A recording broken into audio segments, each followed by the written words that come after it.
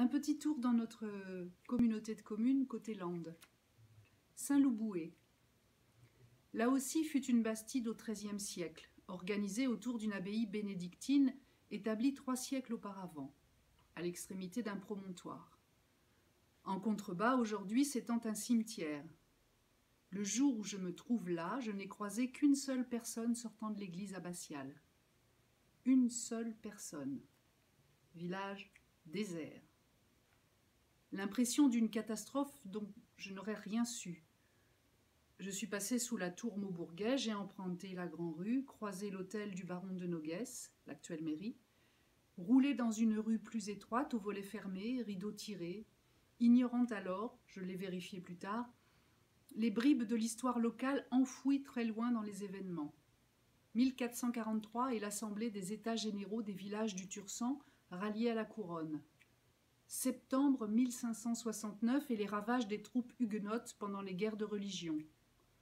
Le nom de Castéra donné à Saint-Loup-Bouët entre 1792 et 1795. Et bien sûr, les eaux thermales exploitées au XVIIIe et XIXe siècle jusqu'à la création de la station de Génie-les-Bains en 1861.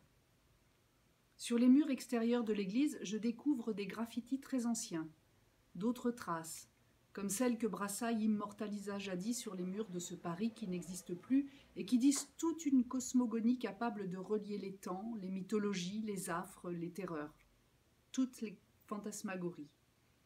Dans l'église, cela sent l'encens, le bois frais. Un vitrail attire mon attention.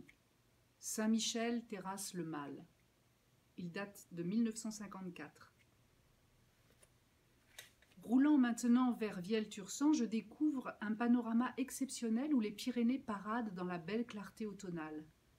Sur la route, j'ai écrasé des centaines de châtaignes dont certaines n'avaient pas émergé de leur bogue et je me suis laissé porter à cette douce divagation du plaisir d'être au paysage. Au village, qu'ai-je vu?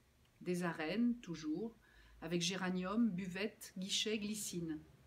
Ces arènes où les hommes landais affrontent des vaches dans une course qui porte le nom du territoire. Des hommes d'une catégorie et d'un courage particulier que le blanc, les paillettes et les couleurs habillent pour un spectacle immémorial. Vache, homme. Force, feinte, saut. Corne, chair, hurrah, viva, angoisse, douleur, triomphe. Ici, la garluche se devine dans les vieux murs. Je tombe soudain sur un mur jaune. C'est le frère de ce pan de mur, jaune lui aussi, qu'évoque Proust dans La Recherche. Absolument lui.